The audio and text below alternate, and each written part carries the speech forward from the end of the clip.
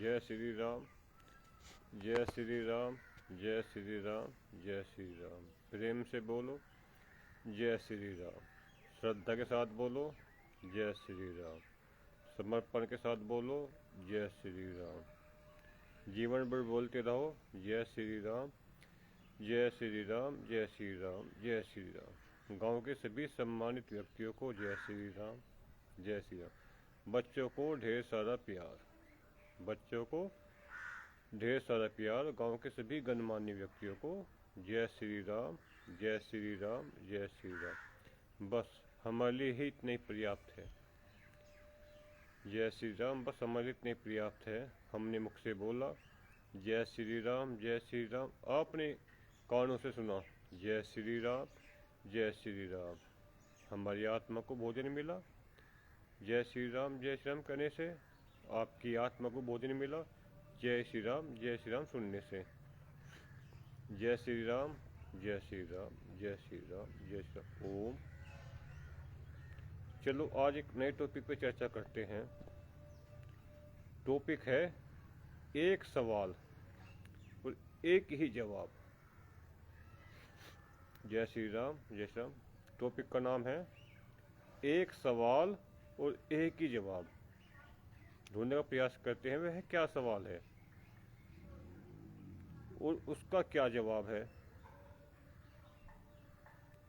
देखो, इस पृथ्वी पर बहुत सारे सवाल हैं। इतने सारे सवाल है कि उनका जवाब ढूंढना मुश्किल हो जाता है। अगर एक सवाल का जवाब हमें मिल भी गया, फिर नया सवाल मिल जाता है, फिर उसका जवाब ढूंढो। फिर सवाल का जवाब मिल गया, फिर नया सवाल ढूंढो, उसका जवाब ढूंढो। जीवन समाप्त हो जाएगा, लेकिन न सवाल खत्म होंगे और न ही जवाब इतनी आसानी से मिल पाने के। जय श्री राम, जय श्री राम, जय श्री राम। तो आज आपके लिए लाए हैं केवल एक सवाल और उसका एक ही जवाब। चलो पहले पूछते एक सवाल, वो क्या सवाल है एक, उसका क्या जवाब है। जय श्री राम, जय श्री राम। देखिए, यह सवाल केवल आदमी पे स्वयं ही पे लागू होगा और इसका जवाब भी मनुष्य पर खुद ही उसके पास होगा। जय श्री राम, जय श्री राम। अब ये सवाल ढूंढे कि सवाल क्या है। सवाल तो बहुत सारे हैं, हमने बताया आपको। इतने सवाल है, इतने सवाल है, इतने सवाल है कि सब सवालों का जवाब जिंदगी भर मिल ही नहीं पाता, पर ये ढूंढने से भी नहीं मिल पाता। वो जीवन समाप्त हो जाता है और सवाल के सवाल रह जाते हैं, जवाब मिल ही नहीं पाता। लेकिन प्रयास करेंगे इस एक सवाल का और इसका एक ही जवाब को ढूंढने का प्रयास करेंगे। जय श्री राम, जय श्री राम। वह एक सवाल क्या है? वह एक सवाल किससे पूछना है हमें? जय श्री राम, जय श्री राम, जय श्री राम। उसका एक जवाब है, वह जवाब भी हमारे किससे पूछना है। चलो सवाल ढूंढने पहले। सवाल क्या है? सवाल है मुझे यह मनुष्य शरीर क्यों मिला। सवाल फिर सुनिए, सवाल किससे पूछना है? अपने आप से पूछना है। सवाल अपने आप से पूछना है, किसी अन्य से नहीं पूछना, किसी से नहीं पूछना, अपने आप से। कभी जीवन में समय आपके पास हो, जिस दिन आप देखें कि आज मेरे पास समय है। पहली बात तो मनुष्य के पास समय कभी रहता ही नहीं, उसके पास इतनी जिम्मेदारियां हैं। जय श्री राम, जैसे उसके पास इतनी जिम्मेदारी है कि जीवन समाप्त हो जाता है, लेकिन इंसान अपने लिए समय निकाल ही नहीं पाता। जय श्री राम, जय श्री राम। लेकिन चलो कभी सौभाग्य से, ईश्वर की कृपा से, परमेश्वर की कृपा से, नारायण की कृपा से, कृपा निधान ईश्वर की कृपा से आपको मौका मिल गया, तो ये सवाल अपने आप से जरूर पूछना जब कभी भी आपको मौका मिले। और नहीं मौका मिला तो कोई बात नहीं, कोई समस्या वाली बात नहीं है। जीवन तो ऐसे ही निरंतर मृत्यु की ओर जा रहा है, एक दिन मृत्यु आ जाएगी। जय श्री राम, जय श्री राम। भाई पल पल पल पल हमारा शरीर जो है मृत्यु की ओर जा रहा है, धीरे धीरे धीरे धीरे धीरे धीरे। बचपन से जवानी आ गई, बचपन समाप्त हो चुका है, अब जवानी आ गई, अब धीरे धीरे जवानी भी समाप्त हो रही है, अब बुढ़ापे की ओर जा रहे हैं, वो बुढ़ापे से मृत्यु की ओर प्राप्त हो जाएंगे।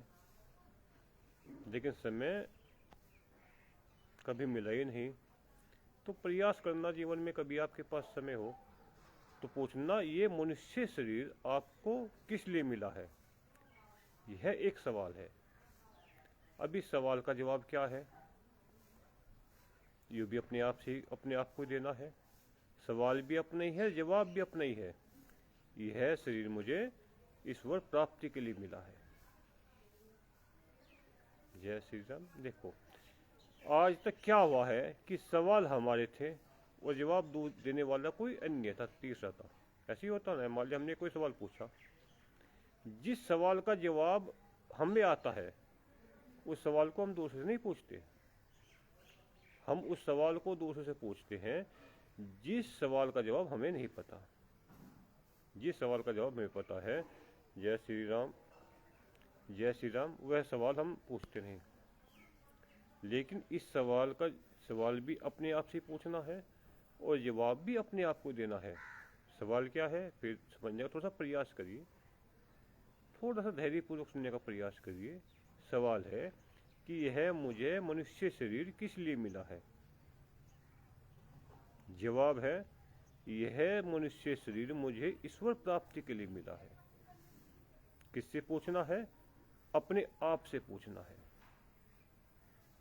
जवाब किसको देना है? अपने आप को देना है। जय श्री राम, जय श्री राम, जय श्री राम।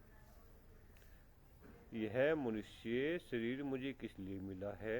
यह मनुष्य शरीर मुझे ईश्वर प्राप्ति के लिए मिला है। अब ईश्वर की प्राप्ति मुझे कैसे होगी? ईश्वर की प्राप्ति मुझे ईश्वर का नाम जप के प्राप्ति होगी। ईश्वर का नाम मैं कैसे जप सकता हूँ? ईश्वर का नाम मैं इसी मनुष्य शरीर से जप सकता हूँ। अन्य जितने भी शरीर आप देखते हो ना, जितने भी देखते हो, छोड़ के मनुष्य को, कोई भी शरीर से ईश्वर का नाम जप ही नहीं सकते। केवल मनुष्य शरीर से ईश्वर का नाम जप सकते हैं। जय श्री राम, जय श्री राम, जय श्री राम आप मनुष्य शरीर से बोल सकते हो, अन्य शरीर से आप ईश्वर का नाम जप ही नहीं सकते। क्योंकि ईश्वर प्राप्ति के पास अगर कोई साधन है, अगर ईश्वर को प्राप्त किया जा सकता है, ईश्वर के दर्शन किए जा सकते हैं, ईश्वर की कृपा पाई जा सकती है, तो केवल मनुष्य शरीर में ही रह के पाई जा सकती है। अन्य जितने भी शरीर जो आप देखते हो, आपने आस पास देखे होंगे, भैंस देखी होगी आपने अपने खुंटी बंधी हुई, ध्यान से देखना, देखते तो आप रोज होंगे से भैंस को हम भी देखते हैं, आप भी देखते हैं। आपने गाय बंधी खुंटे पे देखी होगी, आप भी देखते हैं, हम भी देखते हैं। घर पे आपने गलियों में कुत्ते जो आवारा फिरते हैं ये देखते हैं, आप भी देखते हैं, हम भी देखते हैं। बिल्ली, पालतू बिल्ली फिरती है घर में, आप भी देखते हैं, हम भी देखते हैं।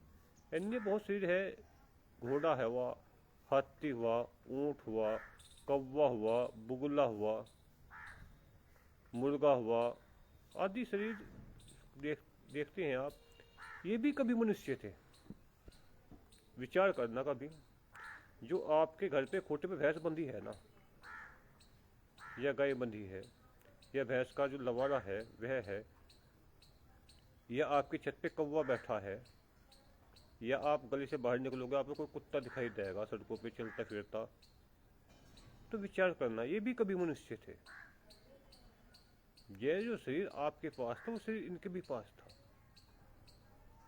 लेकिन इन्होंने उतने अच्छे कार्य नहीं किए।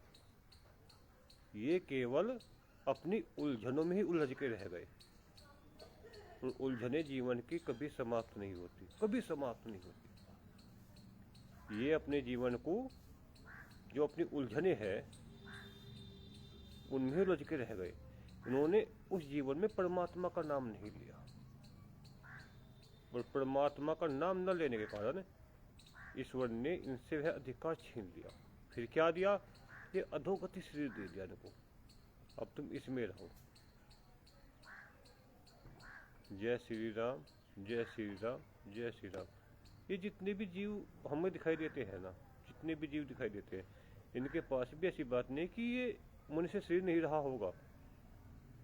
इनके सभी के पास मनुष्य शरीर था। और जो हमारे पास ये शरीर है, जिससे आप आज ये सवाल पूछोगे, आज पूछो या भविष्य में कभी भी आपके पास समय हो, जब पूछना शरीर से कि ये शरीर हमें किस लिए मिला है।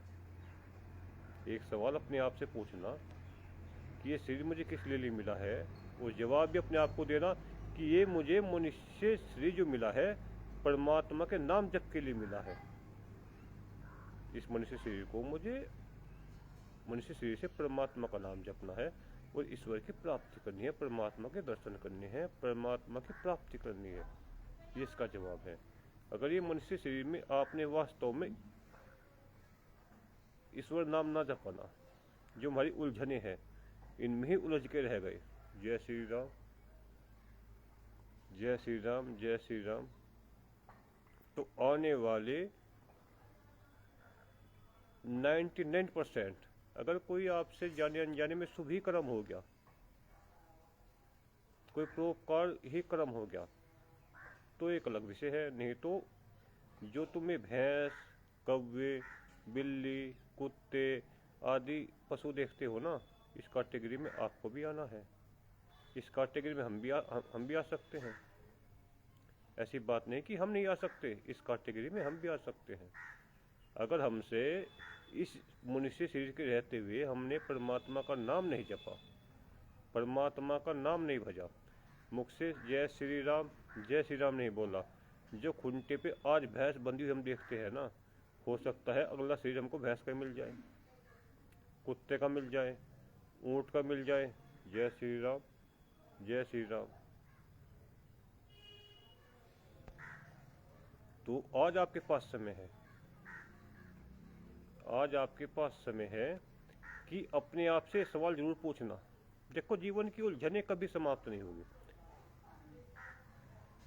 ऐसा संभव ही नहीं है कि इंसान की जरूरत या आवश्यकता कभी पूरी हो जाए। एक आवश्यकता आपकी पूरी होगी, आपको नई आवश्यकता हो जाएगी। एक जरूरत तुम्हारी पूरी होगी, आपको नई जरूरत दिखाई देनी चालू हो जाएगी। जीवन भर आप जरूरत पूरी करते करते ही जीवन समाप्त हो जाता है। इच्छाएं कभी समाप्त नहीं होती। मनुष्य की इच्छाएं कभी समाप्त नहीं होती। जय श्री राम, जय श्री राम बोलिए, जय श्री राम, जय श्री राम कहिए। इसमें से समय निकाल कर हमें परमात्मा का नाम जपना पड़ेगा, समय निकाल के ही, क्योंकि मनुष्य शरीर में परमात्मा का नाम जप के मिला। अब रही हमारी जरूरत की पूर्ति, हमारी इच्छा पूर्ति। भाई बहुत सी ये एक प्रश्न उठेगा, मान लिया हम सुबह शाम एक घंटा सुबह या 1 घंटा शाम, या सुबह 30 मिनट, शाम को 30 मिनट, 1 घंटा 2 घंटा परमात्मा का नाम जपेंगे बैठ कर। श्री राम, श्री राम, श्री राम, श्री राम कहेंगे तो हमारे 2 घंटे तो बेकार हो गए ना। विचार कभी कभी ऐसा आ जाता है मन में कि यार 2 घंटे हमने परमात्मा का नाम लिया तो परमात्मा का समय हमारा खराब हो गया। ये विचार कभी कभी किसी के मन में शायद आ जाए, इसका प्रयास करेंगे आपको उत्तर देने का। ऐसा नहीं है।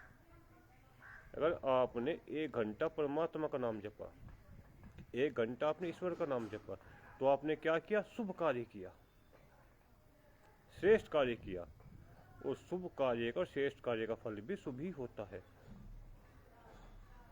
श्रेष्ठ ही होता है। जो धन आप कमा रहे हो, वो कैसे कमा रहे हो? उसको आप समय दे रहे हो। मान लो एक नौकरी कर रहा है लड़का, या कोई भी मनुष्य नौकरी कर रहा है तो वह 10 घंटे दूसरे की नीचे काम कर रहा है। 1 महीने बाद जब उसको सैलरी मिलती है, वो आपने उसे समय दिया, समय के बदले आपने उसका काम किया, जब तो उसने आपको धन दिया। जय श्री राम, जय श्री राम, जय श्री राम। इसीलिए 1 घंटा अगर हमने परमात्मा का नाम जपा तो हमने परमात्मा को अपना समय दिया, और जब हमने परमात्मा को अपना समय दिया तो ऐसी बात नहीं परमात्मा इसके बदले में हमें कुछ नहीं देगा। आप एक दूसरे के आप कारोबार कर रहे हैं, आप कारोबार को समय दे रहे हैं, तो कारोबार से क्या आपको लाभ प्राप्त हो रहा है? जय श्री राम, जय श्री राम, जय श्री राम। कारोबार करने से आपको लाभ प्राप्त हो रहा है, जो से लाभ प्राप्त हो रहा है उससे आपके परिवार के खर्चे चल रहे हैं। दवाइयाँ, वस्त्र आदि वस्तुएं, बिजली का बिल, मोबाइल का रिचार्ज, भोजन आदि वस्तु खरीद रहे हैं उस धन से आप, जो लाभ प्राप्त हुआ। लेकिन जब आपने ईश्वर का नाम जपा, समय ईश्वर को दिया, तो ईश्वर की कृपा से भी तो आपको लाभ प्राप्त होगा। और विशेष रूप सबसे ज्यादा आपका जीवन सार्थक हो गया, क्योंकि मनुष्य शरीर तो हमें परमात्मा के नाम से ही तो, परमात्मा के नाम के लिए तो मिला है ना। जय श्री राम, जय श्री राम। तो कभी जीवन में आपके पास समय हो, सौभाग्यवश, तो ये प्रश्न अपने आप से जरूर पूछना, केवल अपने आप से ही पूछना है, किसी अन्य से नहीं पूछना, और जवाब भी अपने आप को देना है। जय श्री राम, जय श्री राम, जय श्री राम, जय श्री राम। पूछना भी अपने आप से ही है और जवाब भी अपने आप को देना है, बहुत धैर्यपूर्वक, बहुत प्रेम से, बहुत श्रद्धा से कि ये मनुष्य शरीर मुझे किस लिए मिला है। पता नहीं कितने जन्मों बाद, पता नहीं कितने समय बाद, कितने पुण्य कार्य करने के बाद, दाएं बाएं कितने ही अन्य शरीरों में घूमने के बाद आपको ये मनुष्य शरीर मिला है। ये मनुष्य शरीर इतनी आसानी से नहीं मिलता, ये मनुष्य शरीर इतनी आसानी से नहीं मिलता। बहुत ही पुण्य कार्य करने के बाद, बहुत ही अच्छे और श्रेष्ठ कार्य करने के बाद जब आपको मनुष्य शरीर मिलता है। और मनुष्य शरीर किस लिए मिलता है? परमात्मा की प्राप्ति के लिए। जो जीवन की जरूरतें हैं ये तो आदमी की स्वतः ही पूरी हो जाती है जब परमात्मा का आशीर्वाद होता है ना, जब परमात्मा की कृपा होती है ना, तो ये तो आपकी स्वतः ही पूरी होनी चालू हो जाती है। आपके पुत्र नहीं है, आप परमात्मा का नाम लीजिए, पुत्र आपको प्राप्त हो जाएगा। आपके पास नौकरी नहीं है, आप परमात्मा का नाम लीजिए, नौकरी आपको मिल जाएगी। आपके पास धन नहीं है, परमात्मा का नाम लीजिए, आपको धन मिल जाएगा। आपके पास स्वास्थ्य नहीं है, परमात्मा का नाम लीजिए, आपको स्वास्थ्य मिल जाएगा। आपके जीवन में, आपके मस्तिष्क में गंदे विचार आते हैं, निगेटिव विचार आते हैं, परमात्मा का नाम लीजिए, अच्छे विचार आने चालू हो जाएंगे, पॉजिटिव विचार आने चालू हो जाएंगे। परमात्मा के नाम में ही इतनी पावर है, परमात्मा के नाम में ही इतनी पावर है। समस्या क्या है कि हम ईश्वर के साथ व्यापार करते हैं, बस हम यहाँ लोग गलत साबित हो जाते हैं। हम अपनी शर्त रखते हैं परमात्मा के सामने कि परमात्मा या ईश्वर या कोई भी देवी देवता हो, चाहे जहावीर जी हो, भूमि खेड़ा हो, वैष्णो देवी हो, शाकुंभरी माँ हो, कोई भी देवी देवता हो, श्री गोरखनाथ जी हो, वीर हनुमान जी हो, कोई भी देवी देवता हो, हम इनके साथ व्यापार करते हैं। वो कैसे? शर्त रखते हैं कि आप हमें नौकरी दो, हम आपके नाम का भंडारा करेंगे। आप हमें पुत्र दो, हम आपके नाम का जागरण करेंगे। आप हमारे लिए मकान बनवा दो, हम आपके लिए का जगराता करेंगे या कोई अन्य कार्य करेंगे। हम इनसे व्यापार करते हैं, हम यही गलत साबित हो जाते हैं। इसलिए हमको उनकी कृपा नहीं मिल पाती, क्योंकि हमें विश्वास नहीं होता। हम करते हैं व्यापार, इस हाथ लो इस हाथ दो, जबकि व्यापार आप समाज में रह के कर सकते हो। समाज में रह के व्यापार करना अच्छी बात है। किसी देवी देवता से या ईश्वर से व्यापार करना अच्छी बात नहीं है। ये तो आपका कर्तव्य है, ये तो आपका कर्तव्य है। आप जहावीर जी की सेवा करिए।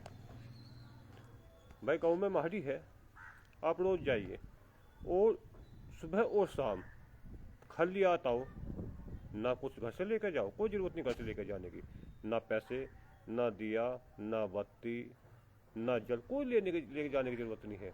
आप जाओ और हाथ जोड़कर उनको नमस्कार करो और मत्थे से उनके चरणों के मत्था लगाओ, अपना सिर झुकाकर नमस्कार करो, उनके चरणों का मत्था लगाओ और 40 दिन तक आप इसी प्रक्रिया करो। आप कृपा स्वतः ही मिल जाएगी। कृपा स्वतः कभी जीवन में प्रैक्टिकल कर लेना आप। इंसान स्वार्थी होता है। जय श्री राम। हम स्वार्थी हो सकते हैं, आप स्वार्थी हो सकते हैं। ईश्वर या कोई देवी देवता कभी स्वार्थी नहीं होता। अगर आप उनकी सेवा करोगे तो उस सेवा के बदले में आप जरूरत ही नहीं मांगने की, उन्हें कहने की कि मेरा पुत्र नहीं है, उन्हें कहने की जरूरत ही नहीं कि मेरे पास नौकरी नहीं है, उन्हें कहने की जरूरत ही नहीं मेरे पास स्वास्थ्य नहीं है, उन्हें कहने की जरूरत नहीं मेरे पास प्लॉट नहीं है, उन्हें कहने की जरूरत नहीं मेरे पास मकान नहीं है, उन्हें कहने की जरूरत ही नहीं है। वे सब जानते हैं।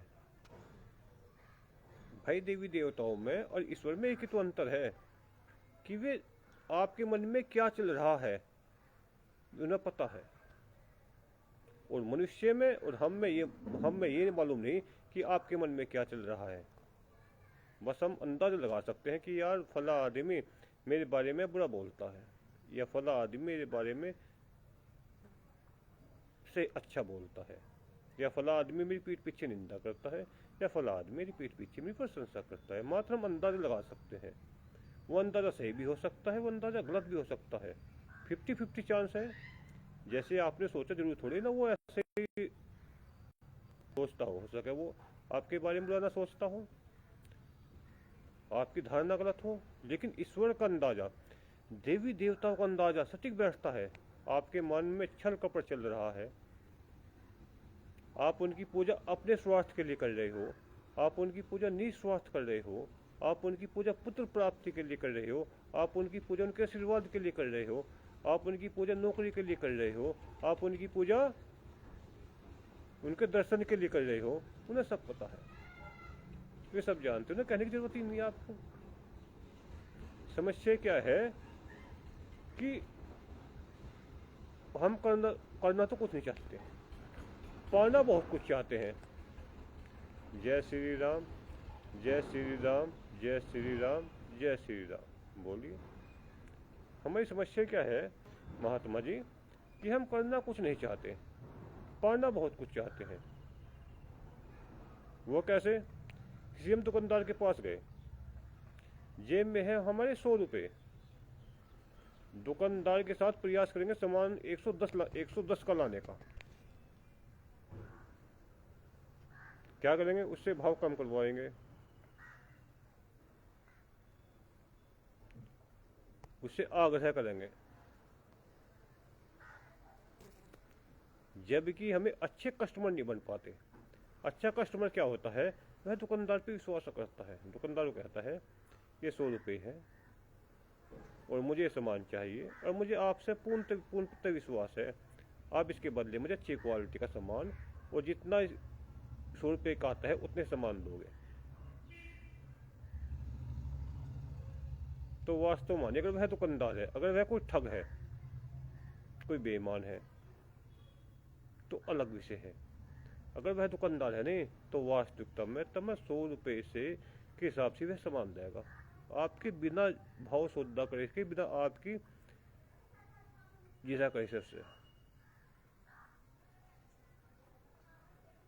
और जो जितने भी देवी देवता है जितने हमने आपको नाम बताए, या एक दो नाम हमसे चपड़ गया होगा, इनके प्रति हमें विश्वास नहीं हो पाता। शंका और संदेह मन में बना रहता है।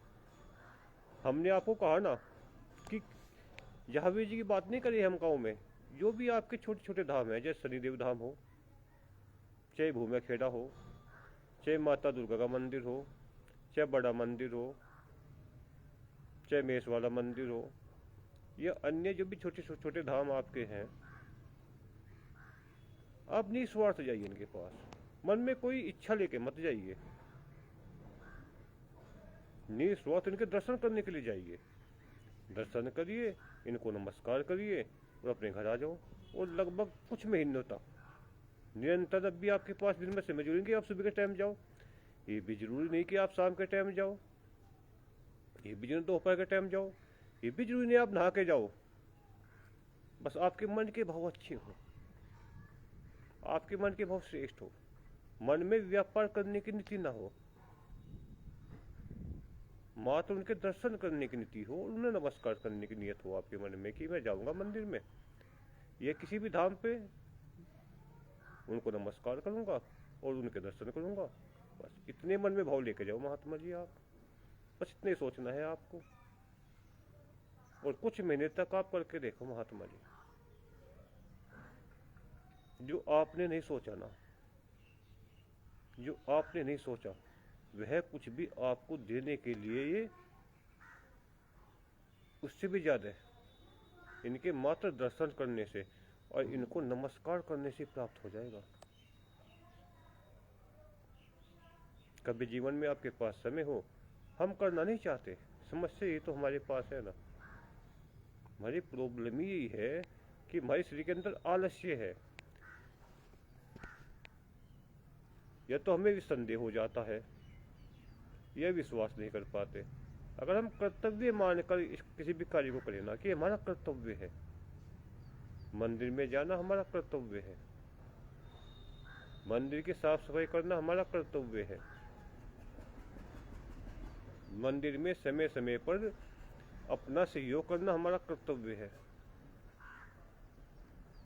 शंकर भगवान पे जल चढ़ाना हमारा कर्तव्य है, सोमवार का व्रत रखना हमारा कर्तव्य है, अपने किए हुए पापों की क्षमा, ईश्वर से क्षमा मांगना हमारा कर्तव्य है। अगर कर्तव्य मान के अपने आप कार्य करोगे ना आप, तो जीवन की उलझने भी कम होंगे और ईश्वर की प्राप्ति की भी संभावनाएं अधिक होगी। अगर हम जय श्री राम, जय श्री राम, जय श्री राम बोल रहे हैं, हम जय श्री राम, जय श्री राम करें, तो ये मान के कहोगे ये मेरा कर्तव्य है कहना। आपको अगला शरीर मिले ना मिले, ये जरूरी नहीं कि आपको अगला मनुष्य शरीर मिले, चाहे मनुष्य शरीर मिले या कोई अन्य शरीर मिले, या ईश्वर का धाम मिले, या ईश्वर के दर्शन मिले, ये हमारी समस्या नहीं है, ये हमारे अधिकार क्षेत्र में नहीं है। जय श्री राम कहना हमारे अधिकार क्षेत्र में है, जय श्री राम बोलना हमारे अधिकार क्षेत्र में है, जय श्री राम कहना हमारा कर्तव्य है। किसी भी कार्य को हमें कर्तव्य मान के करना चाहिए। हम क्या करते हैं, मजबूरी में करते हैं। मजबूरी कैसी, पुत्र नहीं है, हे शाकुंभरी माँ पुत्र दे दो हमें, हम तेरा भंडारा करेंगे। शाकुंभरी माँ ने पुत्र दे दिया, 10,000 रुपये फिर आप भंडारा करने के लिए गए। फिर वहाँ पे आपने अपने भंडारा किया, बहुत अच्छी बात है भाई, किसी भूखे को भोजन खिलाना बहुत अच्छी बात है, बहुत श्रेष्ठ बात है, बहुत उत्तम बात है। आपको पुत्र मिला, शाकुंभरी माँ की कृपा से आपने वहाँ भंडारा किया, बहुत उत्तम कार्य किया, बहुत श्रेष्ठ कार्य किया। लेकिन यहाँ आपने व्यापार की नीति से किया, जबकि आपके पास धन था भंडारा करने के लिए। आप कहते शाकुंभरी माँ हम आपके लिए भंडारा कर रहे हैं, आपकी खुशी के लिए भंडारा कर रहे हैं, आपकी प्रसन्नता के लिए भंडारा कर रहे हैं, ये हमारा कर्तव्य है। आपकी कृपा से हमारे पास पर्याप्त धन है, अरे पर्याप्त धन अगर हमारे पास है तो हम आपकी खुशी के लिए, आपकी प्रसन्नता के लिए आपके निमित्त भंडारा कर रहे हैं। तो वो पुत्र के साथ हो सके पुत्र भी देती है आपको, पुत्र के लिए अच्छी नौकरी भी देती। हमने पुत्र तो मांगा ना, पुत्र की नौकरी थोड़ी ना मांगी। समझने थोड़ा प्रयास करिए। आप तो विवेकशील हो, पढ़े लिखे हुए, ग्रेजुएट हो, अनपढ़ नहीं, गंवार नहीं हो। आपके पास ये बुद्धि है, यहाँ सोचने की आपके पास शक्ति है, इसमें मस्तिष्क में सोचने आपको शक्ति दे रखी है, सोचने की आपको बुद्धि है। आपने पुत्र मांगा किसी भी देवी देवता से, आपने उसके लिए भंडारा किया, आपके पुत्र हो गया। भंडारा आपने जाके भंडारा कर दिया। पुत्र ने क्या किया आपके पास? जब पुत्र 20-25 साल का हो गया, आपको वृद्धाश्रम में छोड़ गया। जय श्री राम, जय श्री राम कहिए, जय श्री राम, जय श्री राम बोलिए। पुत्र आपको ये जो भंडार, जो वृद्धाश्रम में आप देखते हो, जो वृद्धाश्रम खुले हैं जहाँ माँ बाप रहते हैं, पुत्र तो इन्होंने भी मांगा होगा किसी देवता से। 90% आदमी पुत्र की लालसा रखते हैं। बहुत ही कम व्यक्ति है जिनको पुत्र हो जाते हैं। 90% आदमी देवी देवताओं पे, तांत्रिकों पे, पंडितों पे, ज्योतिषियों पे, धाम पे, कुल देवी पे, कुल देवता पे, पितरों पे, जितने भी हमने सुन रखे हैं, पढ़ रखे, उनकी शरण में जाते हैं, उनकी सेवा करते हैं, उन्हें लालच देते हैं। कहेगा तेरा भंडारा करेंगे हम, तेरा थान बनवाएंगे हम, तेरे यहाँ पंखा छत का पंखा लगवाएंगे हम। उन्हें लालच देते हैं, वे फिर हमको पुत्र देते हैं। वे पुत्र हमको वृद्धाश्रम में छोड़ के आते हैं। जिस पुत्र को पाने के लिए हमने भंडारा करा, छत का पंखा दिया, अंत में क्या हुआ? जब वृद्धाश्रम में कभी आपको मौका मिल जाए, कभी जीवन में घूम के आना, तो उसने मांगे होंगे ना। आप तो हमारा कहने का मात्र तात्पर्य है, आप ईश्वर से, देवी देवता से मांगते क्यों हो? उनके लिए कुछ भी कार्य कर रहे हैं आप, आपका कर्तव्य है उनका कार्य करना। भूमि खेड़े पे जल चढ़ाना आपका कर्तव्य है। शनिदेव पे की सेवा, धाम पे जाना, मत्था टेकना आपका कर्तव्य है। जहावीर जी के दर्शन करना, नमस्कार करना आपका कर्तव्य है। गोरखनाथ जी को नमस्कार करना, दर्शन करना आपका कर्तव्य है। बड़े मंदिर में जाके सर झुकाना आपका कर्तव्य है। महेश वाले मंदिर में जाके सर झुकाना आपका कर्तव्य है। आप कर्तव्य मान के चलो ना कि ये मेरा कर्तव्य है। आप व्यापार की नीति से क्यों किसी देवी देवता के पास जाते हो? क्यों कहते हो कि देवता आप मुझे नौकरी दे दो, मुझे पुत्र दे दो, मुझे ये दे दो, मुझे वो दे दो? क्यों कहते हो आप कर्तव्य मान के करो ना कि ये मेरा कर्तव्य है। जय श्री राम, जय श्री राम कहना मेरा कर्तव्य है। भंडारा करना मेरा कर्तव्य है। कि भंडारे से क्या होगा? आपका धन पवित्र होगा। भैया आपने किसी भोजी को भूखे भोजन खिलाया, भोजन जब भूखे ने भोजन खिलाया, खाया, तो उसके पेट भरा। पेट भरने के बाद उसकी आत्मा से धुआं निकलेगी। आपका धन पवित्र हुआ, आपने धर्म का कार्य किया। ये कर्तव्य मान के करिए, न कि इच्छा रख के कार्य किए कि इसके करने से मुझे ये प्राप्त होगा। इच्छा मत करिए आप, क्योंकि शुभ कर्म का शुभ ही फल होता है। अगर आप अच्छा भंडारा करें तो बहुत श्रेष्ठ और अच्छा कर्म कर रहे हैं। मंदिर में जा रहे हैं तो बहुत श्रेष्ठ और अच्छा कर्म कर रहे हैं। शनिदेव के पास, भूमि खेड़े पे या कहीं भी धाम पे जाए तो आप बहुत श्रेष्ठ और अच्छा कार्य कर रहे हैं। तो ये कर्तव्य मान के करिए कि ये मेरा कर्तव्य है। बस नहीं पर्याप्त है, इसलिए हम कह रहे हैं कि जय श्री राम, जय श्री राम। आप कर्तव्य मान के कहिए। आप कोई लक्ष्य मत रखिए कि मुझे परमात्मा का धाम मिलेगा। नहीं सोचिए कि मुझे परमात्मा के दर्शन होंगे। नहीं सोचिए कि मुझे अगला शरीर मनुष्य का शरीर मिलेगा। नहीं सोचिए अगला मेरा जन्म कहीं अच्छे कुल में, धनवान कुल में, अच्छे परिवार में होगा। बिल्कुल मत सोचिए। कुछ भी सोचने की आपकी जरूरत ही नहीं है, कुछ भी। बस जय श्री राम जय श्री राम, इस ये सोच के कही, ये धारणा करके, ये मन में भाव ला के कहिए कि जय श्री राम मेरा कहना मेरा कर्तव्य है। जय श्री राम बोलना मेरा कर्तव्य है। किसी भी कार्य को कर्तव्य मानकर करिए। आपके पास धन है, आप माता रानी का जागरण करवाइए। कुछ भी तो कहने की जरूरत नहीं है माता रानी को, न इच्छा प्रकट करने की जरूरत है। आप माता रानी से कहिए कि माता रानी, आपकी खुशी के लिए, आपकी प्रसन्नता के लिए हम ये आपका जागरण करवा रहे हैं और जागरण करवा दीजिए। बस कुछ भी कहने की जरूरत नहीं है आपको, मुझे सब पता है, मुझे सब पता। बस अंतर वही हो गया कि आपने पुत्र मांग के जागरण करवाया तो पुत्र आपको वृद्धाश्रम में छोड़ पाएगा। आपने अपना कर्तव्य मानकर माता रानी की प्रसन्नता के लिए, माता रानी के आशीर्वाद के लिए जागरण करवाया, अपनी कोई इच्छा प्रकट नहीं करी, तो वह पुत्र आपकी बुढ़ापे में सेवा करेगा। बस इतना अंतर हो जाएगा। बहुत गहरी बात बताइए, थोड़ा समझने का प्रयास करिए। आपने भंडारा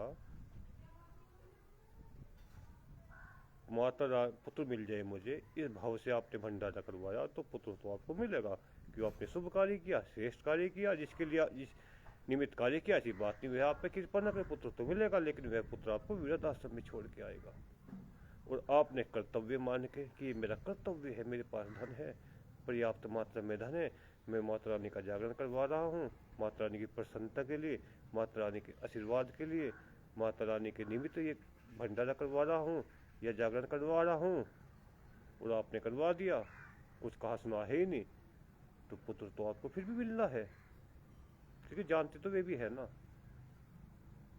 लेकिन वह पुत्र आपकी सेवा करेगा बुढ़ापे में, वह कपूत नहीं सपूत मिलेगा, ये मान के चलिए। सुना ना आपने, एक कपूत होता है एक सपूत होता है। सपूत हो तो क्यों धन इकट्ठा करे, और कपूत हो तो क्यों धन इकट्ठा करे। भाई सपूत अगर आपके घर पैदा हो गया तो धन खुद इकट्ठा कर लेगा, वो जरूरत क्या है। और कपूत अगर आपके घर में पैदा हो गया तो जो आपके पास धन है नहीं, जो आपने मेहनत से, बुद्धि से, परिश्रम से इकट्ठा कर रखा, उसे ठिकाने से लगा देगा।